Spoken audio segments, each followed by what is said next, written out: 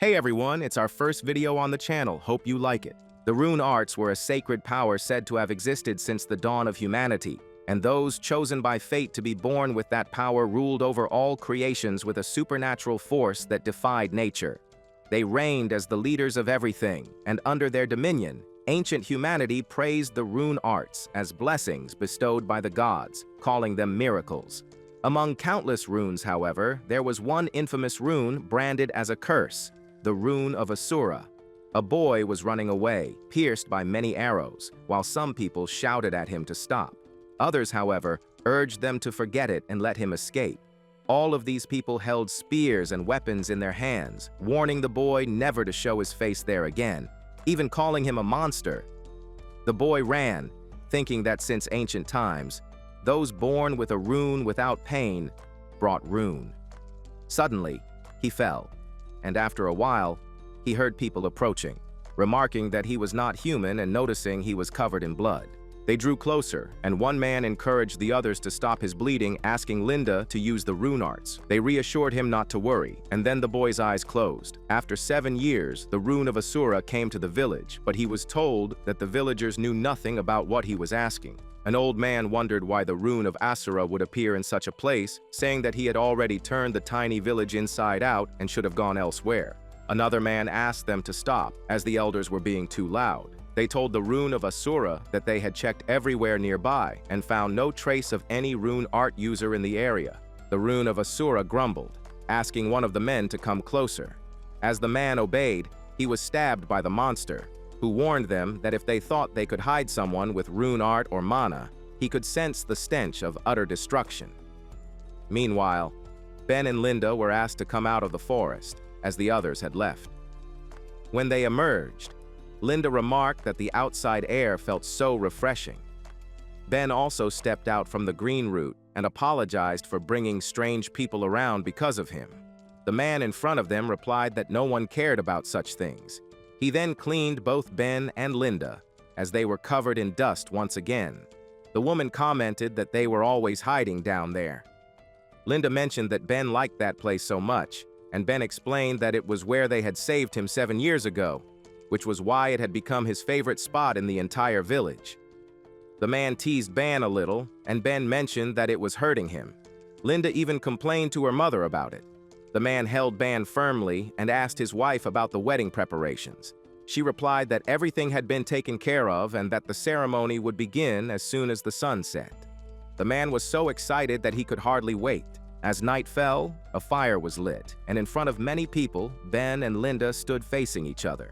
The man announced that they were now officially married and suggested that they say a few words about their experiences. Linda, furious yet determined, promised to make Ben so happy that he would cry. Everyone cheered her on, praising her boldness and spirit.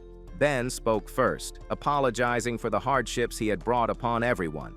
He reflected that in every village he had passed through, plagues, wars, massacres, and disasters had followed him, and the screams of pain and despair seemed to follow him wherever he went. He admitted that he had never been able to settle anywhere, and acknowledged that if they had not taken him in 7 years ago, Ben might have been dead.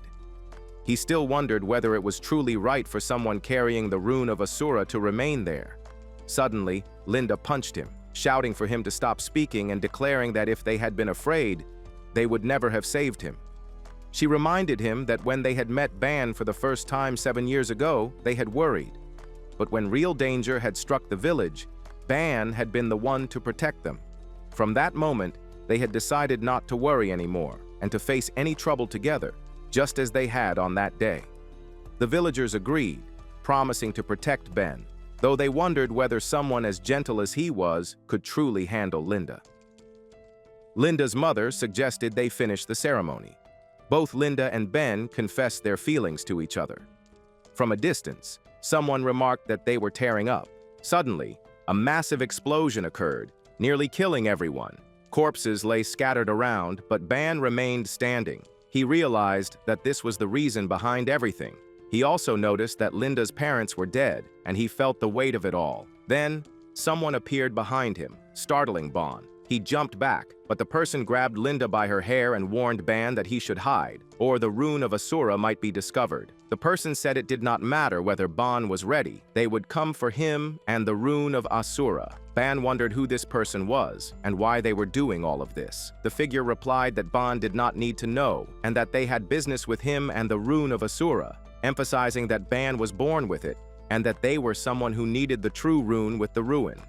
He said that the survivors had dared to hustle, so he had wiped out all the neighboring villages as well. He admitted that he bore great personal resentment against Ban and was only doing what he had been told. Ban tried not to hate him too much, so he created something for both of them, explaining that it was a subspace prison prepared for Ban. He added that 1,000 or 10,000 times meant nothing to him and that he would let Ban out when the time came, meaning Ban had to behave until then. Who knew when that time would arrive? Ban was captured while looking at Linda's body. He had tried desperately to resist but was ultimately caught and found himself in a very strange area. He contemplated the true power of destruction and wanted to believe it couldn't all be because of the runes, but wondered if there had really never been a way out from the start. He reflected that he had only brought destruction and death, and that from the time he was born, there had been no faith toward him. If only he had accepted his fate sooner, Linda and her parents might have been alive. He wondered if things could have turned out differently, as he had dreamed of living an ordinary life. He realized that it was his foolish hope and greed that had killed everyone, and he felt immense guilt, thinking they could never forgive him. He questioned if there really was a God, and if so, why he had been given such a cruel fate, or perhaps there was no point in believing anymore. He felt frustrated and did not want to live, contemplating simply ending his life. Then he heard Linda's voice, saying it was not his fault, and that she had loved him forever. He tried to wake up, still believing it had all been his fault, and wondered if this was the end. He felt rage that they had not given him what he deserved and screamed loudly, insisting that he was not allowed to die as there was still something he had to do. He became furious, thinking that the rune of Asura always brought ruin. He shouted that he no longer cared, as there was nothing left to ruin, and that someone out there needed the destruction he possessed. He declared that he would show them and make them feel the true devastation he carried. He added that everyone would have to wait a little longer, as death would come only after he had taken his revenge. But first, he had to escape from the subspace. Many creatures approached him, claiming that it was all his fault and that he had to die. He began battling all the creatures, and in doing so, almost 6 years passed. The boy who walked the path of Asura moved amid the destruction, yet still dared to seek the secret hidden within the runes of Asura, soaked in blood and drowned in a swamp of despair. Eventually, 999 years passed, and he felt as though endless agony consumed him. Yet the fire of revenge burning in his heart kept him going. He had truly become like a monster, enduring brutal attacks. At last, he recalled being in the world with Linda, realizing that her first dream had been to marry him, to become Ban's wife, and for her parents to become his parents-in-law. She had dreamed of having a daughter and a son so that Ban would always return home smiling, building a family that would be their heaven. That had been her dream. Ban stopped reminiscing, thinking that the true power of ruin had finally been unleashed. He attacked the creature with all his might, producing a massive blast. He called for the 666 armaments, each forged with the power of ruin, and wondered if that power had awakened that day, which might have prevented anyone from dying. He then attacked the monster as it rushed toward him, even delivering a brutal jumping punch, and thought that the first armament was the globe, imbued with the power to destroy matter at the particle level. The punch was so powerful that it struck the monster's head and caused a massive explosion nearby. In the real world, a man was standing with 2 others in front of another man who was lying down, begging for his life. He claimed he had no money but promised to be generous, offering to take a few of the man's organs. Just then, Ban appeared behind them and asked what year it was. The man soon wondered who Ban was, then patted Ban's head, remarking that he was strange and confirming it was the year 1500, while questioning why Ban had asked. Ban thought for a moment, and then another man struck him.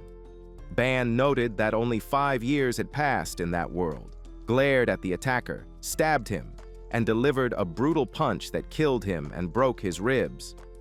The man was shocked, and Ban called him by his true name, wondering if he would remember it when asked about something later. The man explained that they were on the Atun continent, and since ancient times, the land had been shaped by the power of rune arts. Countless kingdoms had arisen throughout its history, and among them, one realm had been hailed as the greatest kingdom in Atun's history, the Zoe Kingdom. With overwhelming military might, it had remained the dominant power of the continent for ages. The clothes they were wearing had belonged to the sorcerers of Zoe's royal household.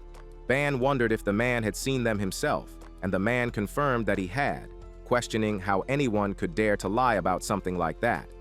Ban then asked him to explain further in detail while he hung the man upside down, tied to a tree. If you like this video, so comment down for the next part.